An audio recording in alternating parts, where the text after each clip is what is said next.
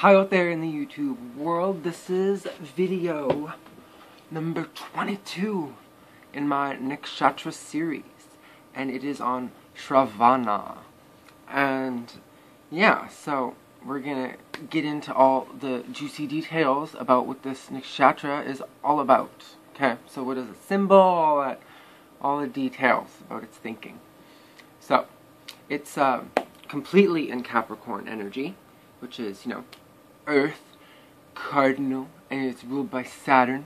So very strongly on the material, physical, the world, knock on wood, that kind of stuff, and very goal-oriented, and being ruled by Saturn. That's like trials and tribulations, and like even the symbol for Capricorn being a goat is like to climb a mountain, and like you might have even seen it depicted with like a fishtail. So like a goat with a fishtail. It's not always just a goat, and the symbology between that is that they can come from they can go from like really dark, low places by the fishtail, like in the depths of the ocean, to like really high places, like the peaks of mountains, and they can achieve their dreams and their goals and aspirations in this lifetime.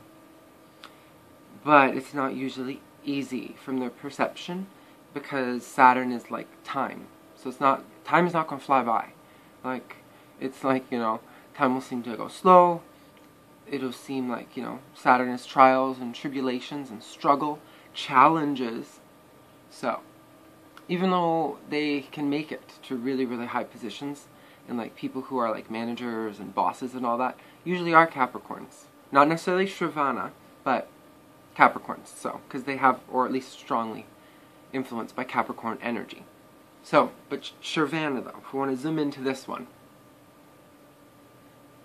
well, it's an outcast class, which this normally comes off as very like charismatic nakshatra with exuberant energy, very happy, very communicative, and very clever, very good at conversation, like making people happy through conversation, putting people at ease. Then why is it an outcast class? Well, the reason behind this is because even though they might be really good at like the talking and all that, they don't usually agree with like how everything is. Like, they're very like, it's not necessarily that they're opinionated or like just argumentative, but they'll just be like, like, instead of, they'll just go with the flow, like, to make people happy, or not to stir the pot so much. Like, they don't want to tip it over. Like, they want things to remain balanced in that way. So, yeah, they have the outcast class just because in their deep inside, they don't really have the conformity. Like, they can get along and go with the crowds and do all the fun stuff, but deep inside, they're still kind of like, yeah, should I stay at home today? People are draining. You know what I mean? Like, it's outcast class. Not a bad thing. It's just a part of their nature. And then it's nature. So, like, is it diva, human, or demon? Well, it's good. So, benefic, because it's diva, or godlike. And so this is going to draw more, like, positive, benefic influences to them in their lifetime. Like, just good, right? Its ruler is the moon, so we have to remember everything about Capricorn, but we're putting the moon here. So, like, nurturing, mother figure,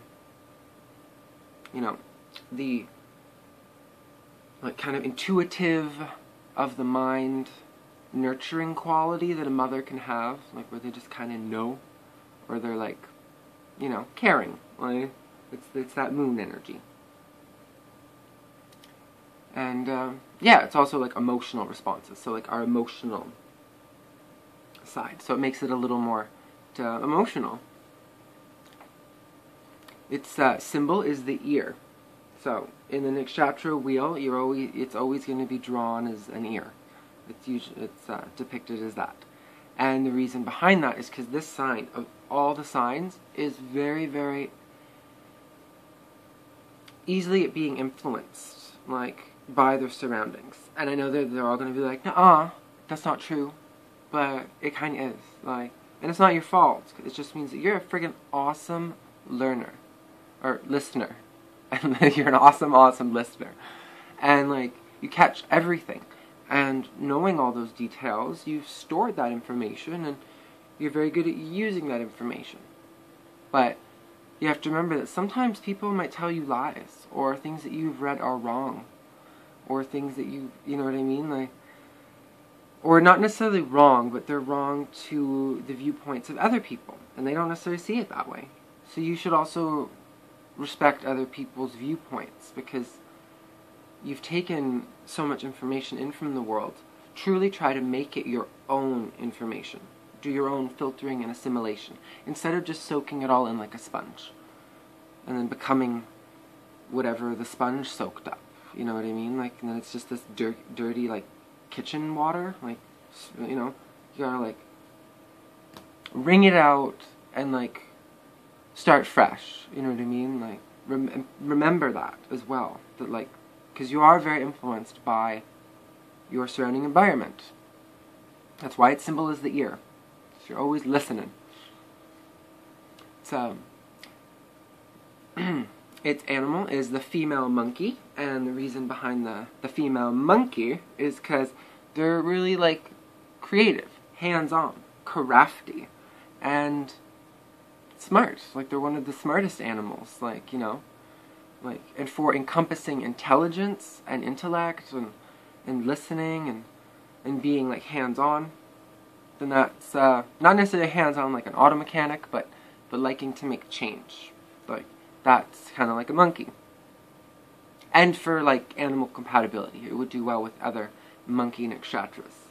But I don't know which ones have the rulership or the animal nature of monkey, but you can Google it and find it out. It's pretty simple. Yeah, myths associated with this. Well, its name directly translates into two very different meanings. Like, okay? The ear, as I already mentioned, and the one who limps. So you might got a bit of a limp or something. I don't know really, like, why it was given that. Like, maybe if you have a bunch of planets here, you might notice that you have some kind of limp. And I'm not judging or saying that that's wrong. Maybe that's cute. So it gives you a little personality, uniqueness. Like, you know, all things in this world don't have to be perceived as bad. Even bad things. You can shine a good light on them, and it instantly changes it. You know what I mean? Like, all it takes is a little candle to light up a room. You know what I mean? Yeah, main ideas that are associated with Shravana are to hear, learning, and listening. One who listens to with respect by others. Love of scholarship, and they have a love of all branches of learning. Oral transmission, so like they're very communicative, very talkative. Yeah, they're never boring in a conversation. And meditation, so there is an inner listening and meditation. So like, when you're alone and you can totally block out the blah blah blah blah blah blah blah of the world, meditation can be very, very beneficial for this sign, to still the mind of the chitter-chatter of the people. Turn the TV off once in a while, and be okay with quiet and stillness, and just being happy. Like, it doesn't have to be words to be happy. You can just be. You can just be happy. That's a little note for people with this side. You know, it doesn't always have to be busy, busy, busy, busy, busy. And maybe you know that, because it says that this is associated with inner listening or meditation. A fringe dweller.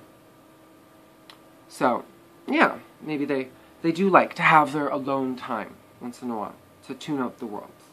But if you don't have time, try to give yourself the time to do that. Traits associated with the sign are they are logical, reasonable, and calculative.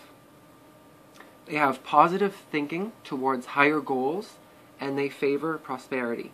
So they have very benefic influences, because it's a diva class, right?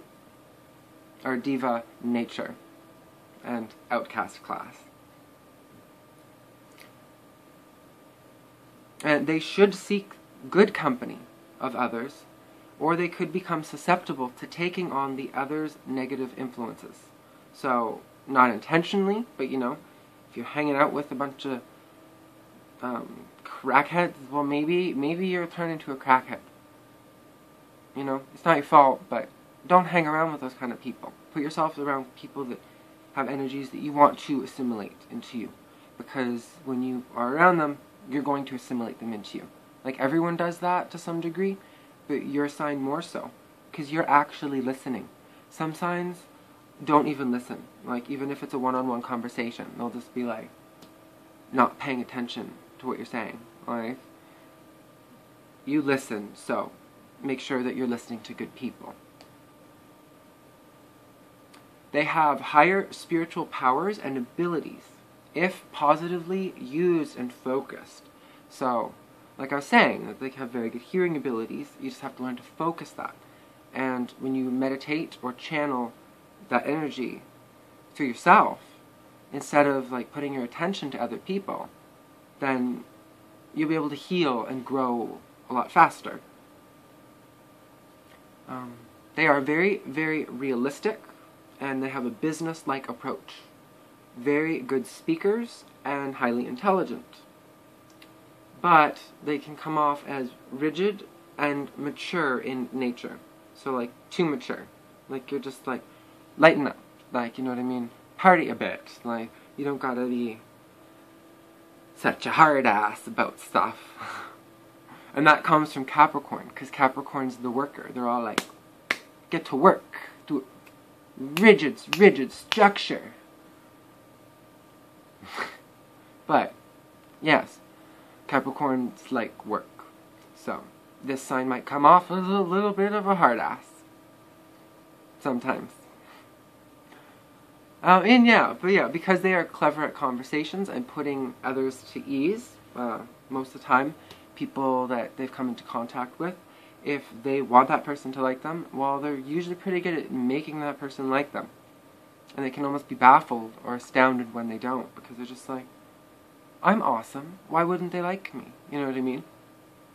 But don't be too ego-y about it, and just know that, you know, we're all different mixes of people, and, or not, we're all different mixes of our stars and our planets and the house placements, and our time is very sacred and special, as I think all things in this universe are. Every, like, atom, every photon of light, it's all a part of this creation.